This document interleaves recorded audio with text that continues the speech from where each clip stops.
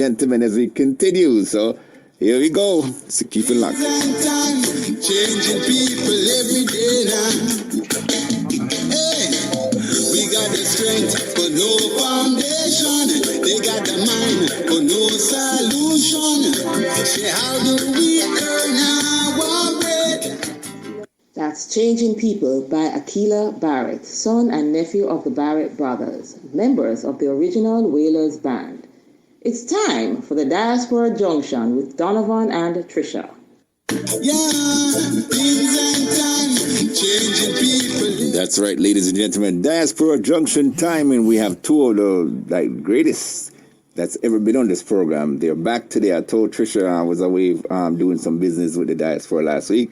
So I told her, bring them both on, not just bring one and leave the other. So here we go, Trisha, back over to you as we start this Diaspora Junction.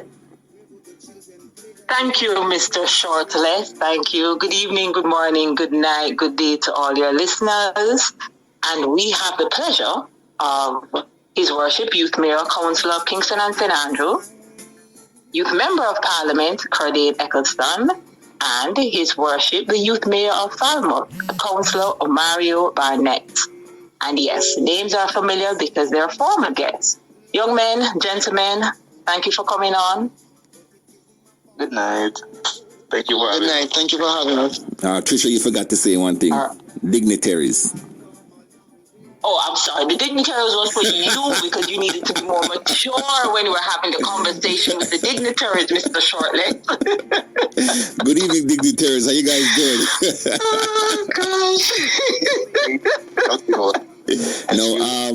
As we call them dignitaries, ladies and gentlemen, these two young men, of course, are elites. When I say elites, they are actually leaders right now in their own aspect of life, and future, prime minister leaders of Jamaica and the world. And we're glad to have them both on. So, Trisha, in interest of time, because there are two of them tonight, so take it away and let's discuss what these great delegates have to say. All right. So, as usual, our guests will introduce the Step Back Saturday topic. And, gentlemen, the Step Back Saturday topic for this evening is... Your table is yours. So the setback Saturday's topic that I would like to introduce is the respect and proper mannerism of students on school grounds and even on the roads. Gone are the days when children showed unwavering respect for adults visiting their schools, and I've heard of stories where students carried themselves with a sense of decorum and acknowledging the presence of elders and embodied values of respect and courtesy. However, nowadays, it's almost as if these values and morals have been lost. This respect and high regard has diminished in a sense. And that's my setback topic for today. Identify yourself so that they can know who is speaking. And this is Omario. Thank you, Omario.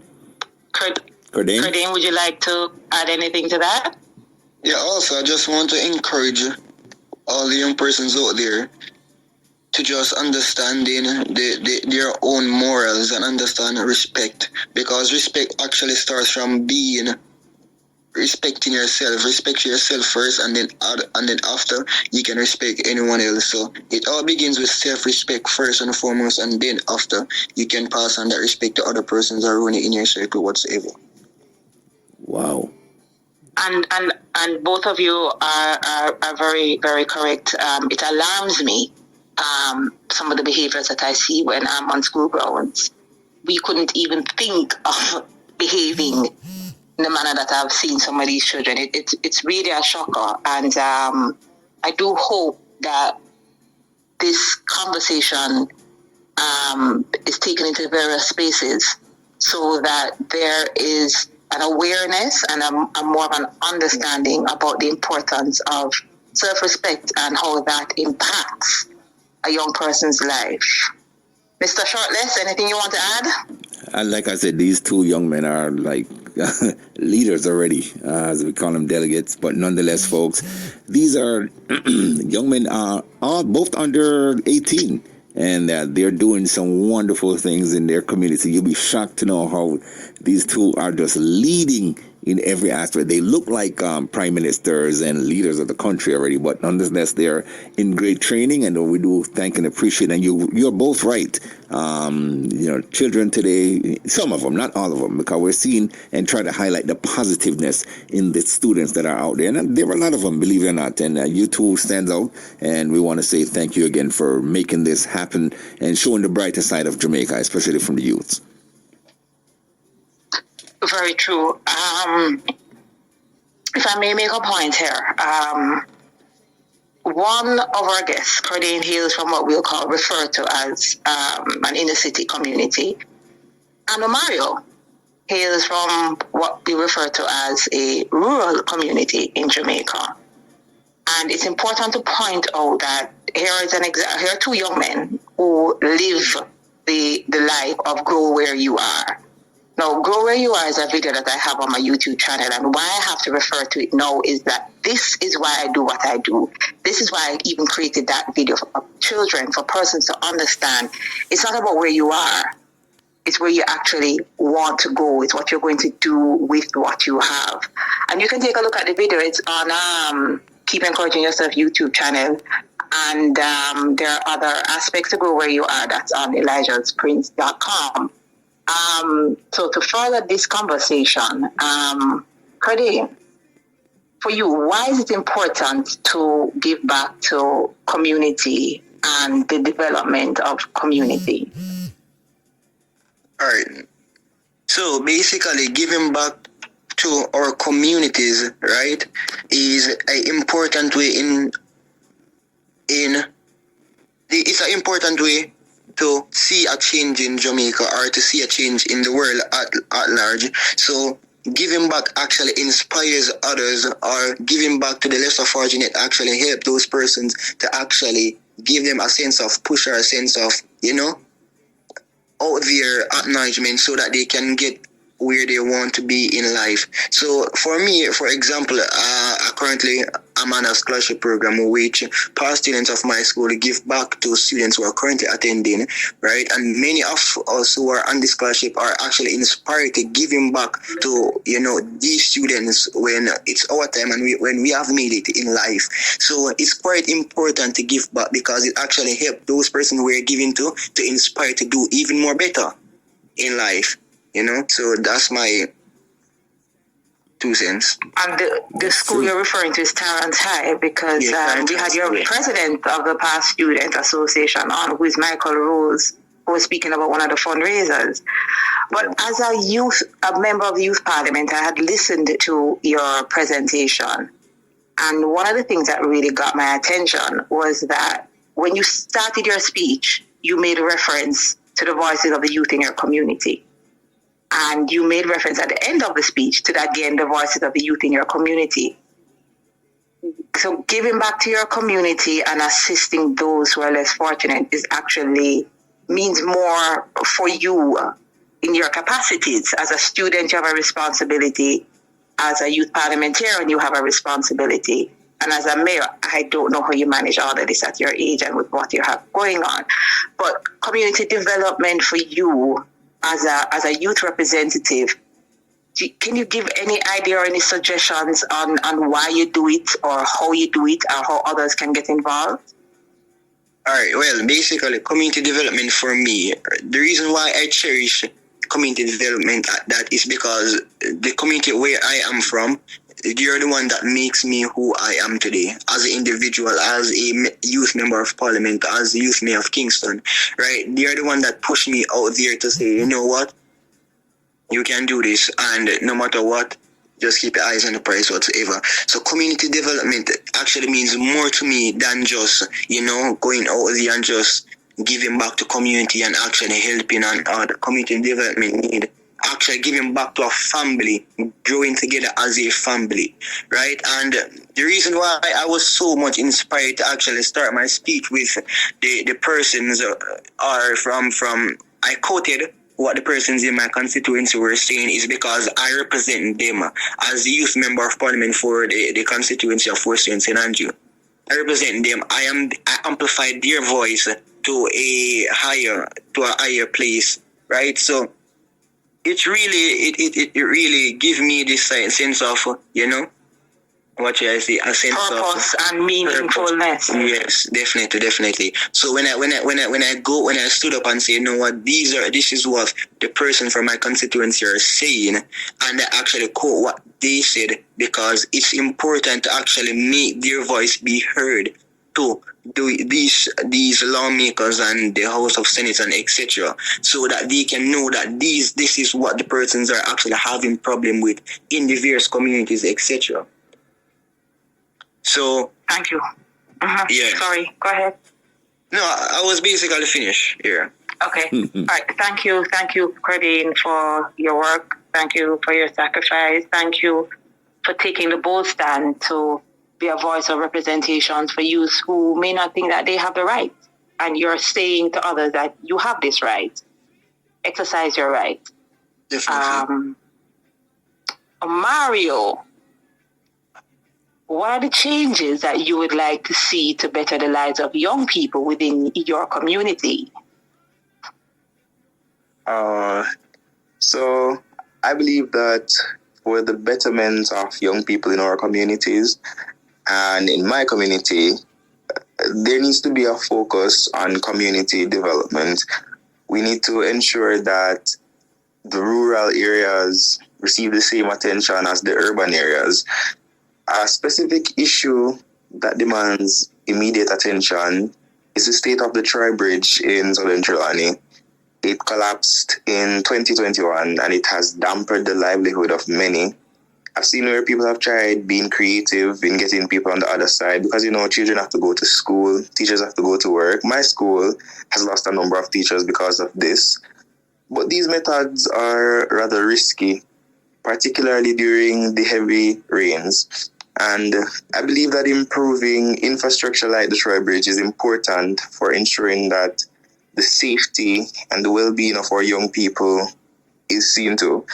And the bridge, it barriers the access to education. It hinders the children from attending school regularly. It has affected their academic and also limited their opportunities for personal growth. I've seen it where students want to participate in activities outside of school hours, especially on Saturdays, but they have to sit it out because they're unsure on how late it would be when they're able to get back home. And, it would be risky to cross that bridge at night.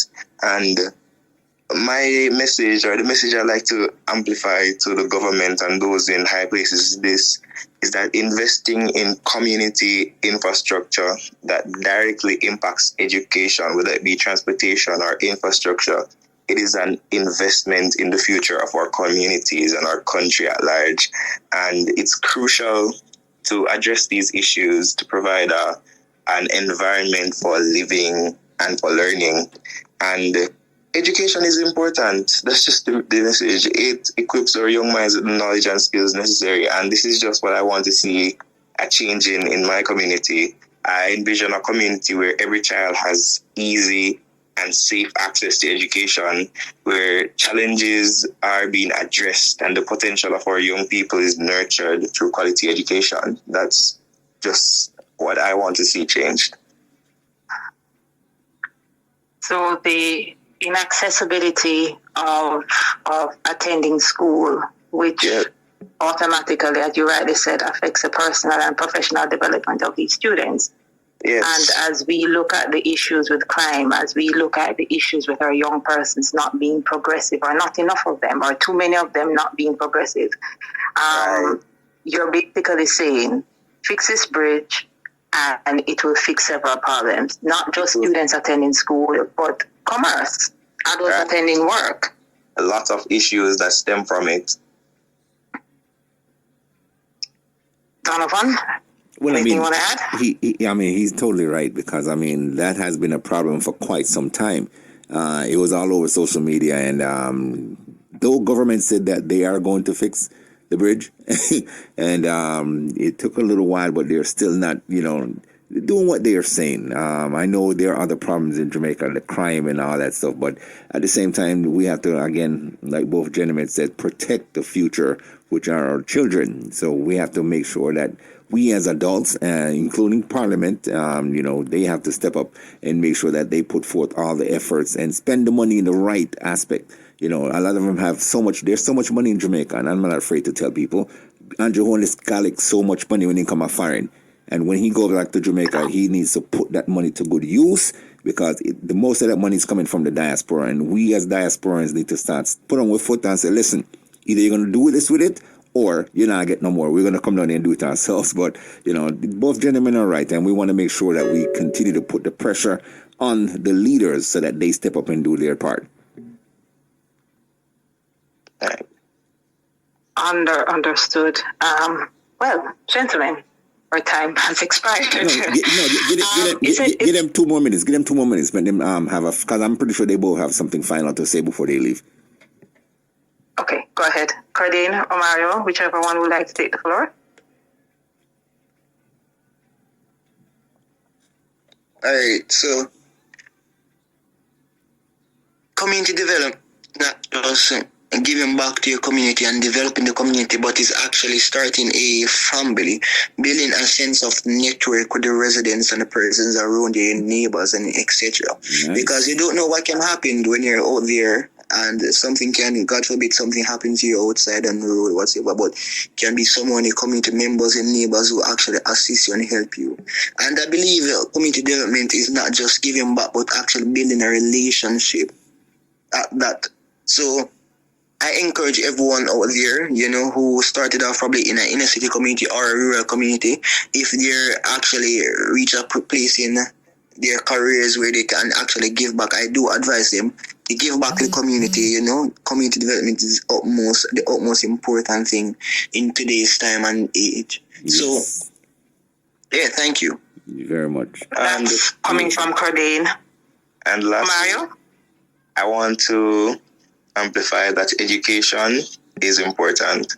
It is the backbone of societal progress, and it equips individuals with knowledge, with critical thinking skills, and it broadens their perspectives, and it's the key to unlocking human potential. And through education, a lot of people have broken the cycle of poverty, and I believe that investment needs to be made in the educating of our youth of Jamaica.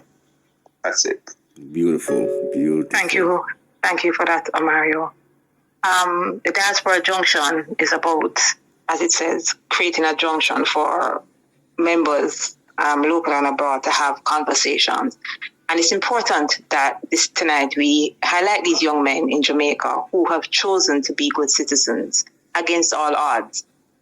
Kurdane and Omario, the title is going to take like 5 minutes to read and time expire. So Kurdane and Omario, thank you for your time. Thank you for your sacrifice, because no one can understand what you have to do with schoolwork and your responsibilities at school, at home, and within your community. Thank you for making the choice, because it's a choice to make a difference. It's always a pleasure. And yes, thank you for being on the radio program. And with that, again, introduce myself. I am Trisha Carrara. I wear many hats, including youth development practitioner. My website for my books, Clothing Housewares with Motivational Prints, is elijahsprints.com. My YouTube channel, where this interview and empowerment videos can be found, is Keep Encouraging Yourself. Mr. Shortless? Well, there you have it, ladies and gentlemen. 2 stalwarts in our community. These young men are, of course, like I said, respected in their community, and we're going to plan something again for 2 young ladies next time. So we're going to have these things going on and on. This is what we call, of course, the Diaspora Junction, where we make that junction between the diaspora and Jamaica and the rest of the world, where we highlight our young men and women to let you guys understand and see what they are doing and how they are making a difference in their communities. So again, ladies, gentlemen, we thank you so much, and of course, wonderful session. Have yourselves a wonderful holiday season. Don't drink and eat too much, and continue doing what you're doing. You guys are like I said, role models, and you're being heard, and people are paying attention. So thank you again, and of course, God bless you all. Thank you and happy holidays to everyone. Same to you guys. Thank you. All right, bye-bye. That's what we call the Diaspora Junction, ladies and gentlemen. Yes, the two young men, believe it or not, they're under 18. Sounding like they're, grown men who should be in politics or running the country somewhere, somehow. But again, they're leaders, and we thank them. And Trisha, thank you so much for, your hard work and choosing these young men and women to be on the air. Again, ladies and gentlemen, it is